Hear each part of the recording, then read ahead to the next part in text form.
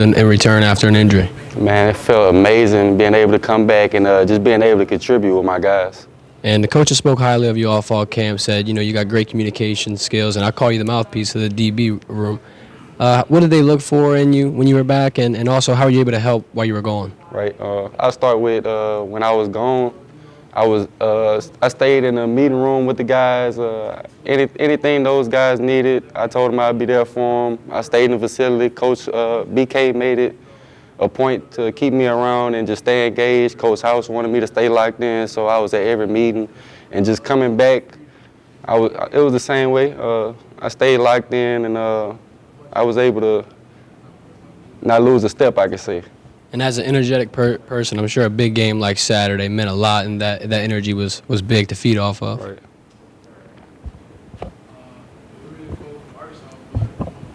Right. So tell me about this play when you slip.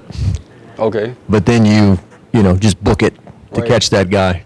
It's all effort, and I just didn't want to let my teammates down. That was the biggest thing with me. So as soon as I seen that guy and I seen that green grass, I just felt like I had to turn it up extra and not let those teammates down, and just set example for the younger guys. And then when you win a game by 1 point in overtime, I mean, that play you saved them 4 points, right? I mean, those are the kind of things that show up. Yes, sir. Yes, sir. It's with BK, he always want to talk about building character, and I just feel like that was a big character move and show that I got heart. Have you been clocked in the 40-yard dash recently, or how fast of a guy are you? A lot of people were impressed by the way you tracked him down. Yes, sir. I got clocked 4.40. Hopefully, I get that to a 4.3 with a wink. That's full pads too, or what? Full pads, I'll probably get you a 4.4. Holding Alabama to 9 points was their fewest points total through 3 quarters. What's that like, having that under your belt in a big moment of your college career? Man, it was amazing. Everybody got off that bus with intentions to go out there. We were locked in.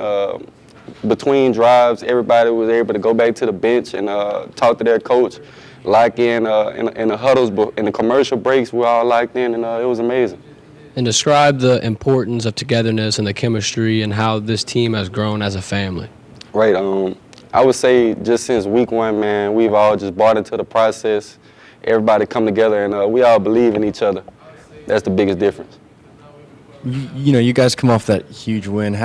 What's your key to focusing back on Arkansas after such a big win like that? Right. We don't want to get distracted at all. So Coach BK made it a key factor, key point to come in here. Let's lock in. Let's not listen to too many distractions, and let's just keep this thing on the roll and keep trending upward. What tone does Coach Kelly set in terms of keeping your feet on the ground now, moving on to the next opponent after such an emotional, spectacle this past week? Right. Coach BK, he told us, he's been telling us the same phrase every day this whole year, and I think it's growing all of us, and it's what's important now. So we really can't get too locked in on what's going on, this past success we've had, the past mishaps we had, and we just got to worry about what we got going on right now, and take the small steps to keep being successful. Sometimes in the past, when LSU's gone to Arkansas and it's cold, there's guys with coats on standing by the heater, and we don't want to be here type vibe. But your coach seems pretty confident that you're going to handle the cold well, and it won't be a factor. You feel that way? Yes, sir, definitely. I go back to January. We all had outside strength and conditioning work, and we all knew that we have a cold game coming up, and it's just crazy how months pass, that cold day is coming up. So I feel like we trained ready for it. Talk about your injury. It was a neck. You had that's a serious area. How concerned and scared were you? And then what was it like waiting the weeks to get back? And what was your mindset through that whole thing? With my injury, it was very disappointing with me. Like everyone know, I was expecting to have a big year this year, but I kept my faith, and just being able to come in here every day and see my teammates' smiling face, and my teammates supported me throughout the whole way. So that was a great thing, and I went back and was able to talk to the training room, and they said that they would get me back this year, and I just believed in them, and we took the small steps, and every day to get back, and we were able to get me back on the field. So shout out LSU training staff. Fauché and Brooks, you got any kind of sense of how they're treating this game, going up against their former team? Definitely. For Fouché and Brooks, those guys, they come in here with a grind mindset every day. Those guys, they won't let up at all. I'm pretty sure this game means a lot to him, to Fouché and Brooks, but they have came in today and practiced great.